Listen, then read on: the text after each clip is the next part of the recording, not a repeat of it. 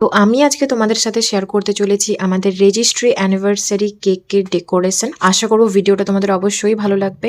আর আজকের কেকটা ভীষণই ইউনিক, মানে এই কেকটা আমি অনেকদিন আগে বানিয়েছিলাম, মানে আমাদের অ্যানিভার্সারি অনেকদিন আগেই চলে গেছে। তো এটা অনেক লেটে আমি তোমাদের সাথে শেয়ার করেছি, মানে আজ করব কাল করব করে করাই হচ্ছিল না। তো এটা একটা সেমি ফন্ডেন্ট থিম কেক, আশা করছি এই থিমটা তোমাদের অবশ্যই ভালো লাগবে। তো সবার প্রথমে এখানে আমি স্পঞ্জটা বানিয়ে নিয়েছি, আর এই স্পঞ্জের রেসিপি কিন্তু অলরেডি আমার চ্যানেলে আপলোড করা আছে। তোমরা যারা ইন্টারেস্টেড আছো তারা অবশ্যই আমার আগের ভিডিওতে গিয়ে এই স্পঞ্জের রেসিপিটা চেক আউট করে নিতে পারো। আর আজকের এই স্পঞ্জটা আমি একদম বেকারি স্টাইলে বানিয়েছি, ভীষণই সফট ময়েস্ট আর স্পঞ্জি। আর এই স্পঞ্জটাকে সোক করার জন্য এখানে আমি নিয়ে নিয়েছি ম্যাঙ্গো ফিলিং এর সাথে জল, আর এই দুটোকে মিক্স করে নিয়েছি আর খুব ভালোভাবে সোক করে নেব। তোমরা চাইলে এখানে নর্মাল জল অথবা সুগার সিরাপের সাহায্য কিন্তু স্পঞ্জটাকে সোক করে নিতে পারো। তো তোমাদেরকে আজকে একটা আমি রিভিউ দিই যে মালাসের একরকম ফিলিং পাওয়া যায়, ফিলিং আলাদা আর ক্রাশ আলাদা। তো মালাসের পাইনঅ্যাপেল, চেরি, ম্যাঙ্গো, রসমালাই এরকম ফিলিং পাওয়া যায়।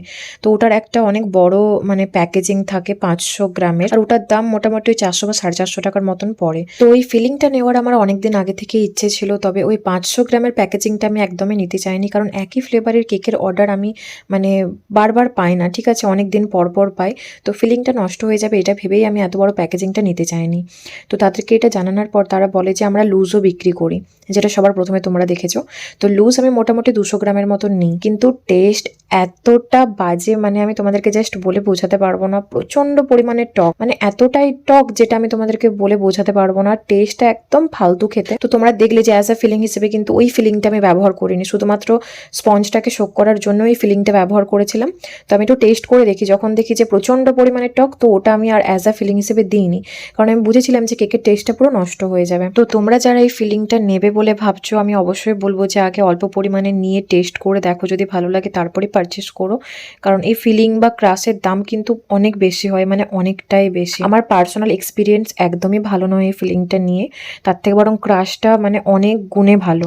তো কেকটাকে ক্রাম কোটিং করে নিয়েছিলাম খুব ভালো করে, তারপরে ফ্রিজে রেখে দিয়েছিলাম। কেকটাকে খুব ভালোভাবে সেট করে নিয়েছি, তারপর এখানে আমি আইসিং করছি। আর আইসিং করার জন্য কিন্তু কোনো কালার ব্যবহার করিনি, নর্মাল হুইপড ক্রিম দিয়ে কেকটাকে কোট করে নিচ্ছি। আর আজকের এই কেকটা 3 পাউন্ডের কেক ছিল। আর তারপরে এখানে আমি গ্রিন জেল কালার নিয়ে নিয়েছি, আর এরকম একটা প্যালেট নাইফের উপর নিয়ে নিচ্ছি।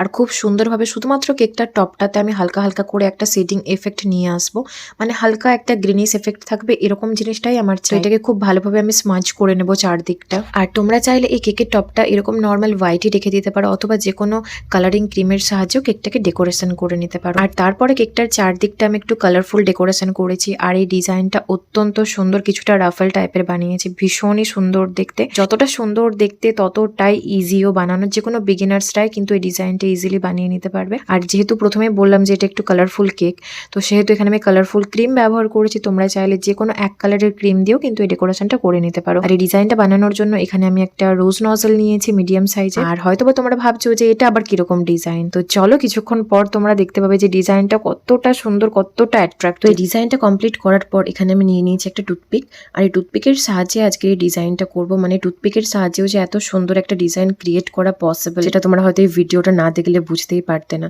তবে প্রত্যেকবার টুথপিকটা কিন্তু মুছবে, তারপর আবার এরকম ভাবে একটা করে লাইন ড্র করে নেবে, নাহলে কিন্তু পুরো ক্রিমটা ঘেঁটে যাবে, আর প্রত্যেকটা কালারের সাথে কিন্তু মিশে যাবে। একটু ক্লোজ ভিউ তোমাদেরকে দেখিয়ে দিচ্ছি যে এই কেকের ডিজাইনটা কতটা সুন্দর লাগছে। তোমরা যে কোনো কেকে কিন্তু এই ডিজাইনটা ট্রাই করতে পারো।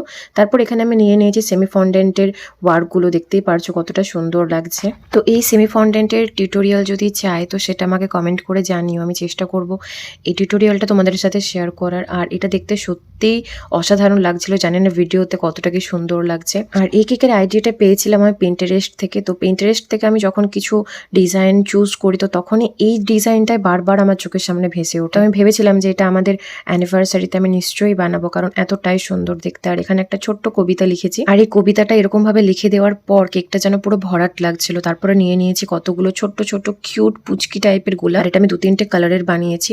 আর এই গোলাপগুলো দেখতে সত্যি খুব সুন্দর লাগছিল। এখানে দেখতেই পারছো যে আমি এরকম টাইপের কিছু ছোট ছোট ফ্লাওয়ার বানিয়ে নিয়েছি, আর একটা চিমটের সাহায্যে চারদিকটা সুন্দরভাবে লাগিয়ে দিয়েছি। তারপর নিয়ে নিয়েছি মাল্টি কালারের কিছু স্প্রিঙ্কেল, আর এই স্প্রিঙ্কেলটা দেওয়ার পর কেকটার লুকটা মানে আমি জাস্ট বলবো না, তোমরা নিজেরাই আমাকে জানিও। তো সবার শেষে এই ডল ফিগারটা বা এই মেয়ে ফিগারটাতে আমি আরো একটু কোনো ডিজাইন করবো, তার জন্য নিয়ে নিয়েছি এখানে গোল্ডেন ডাস্ট আর এভাপোরিক্স। এই দুটোকে মিশিয়ে নিয়ে এরকম ভাবে এই ডট ডট টাইপের বানিয়ে দিচ্ছি, যাতে এই ডলের ড্রেসটাও খুব সুন্দর লাগে। মানে ডলের ড্রেস বলবো না, এটা তো আমি আর আমার হাজব্যান্ডকে বানিয়েছি, তো এটা আমারই ড্রেস। তো ফাইনালি আমার কেকের ডিজাইনটা, কেকের ডেকোরেশনটা একদমই কমপ্লিট। তো জানিও আজকের কেকের আইডিয়াটা, কেকের ডিজাইনটা, কেকের কালার কম্বিনেশনসটা তোমাদের কেমন লেগেছে। আর যদি ভালো লেগে থাকে তো অবশ্যই একটা লাইক করে যেও।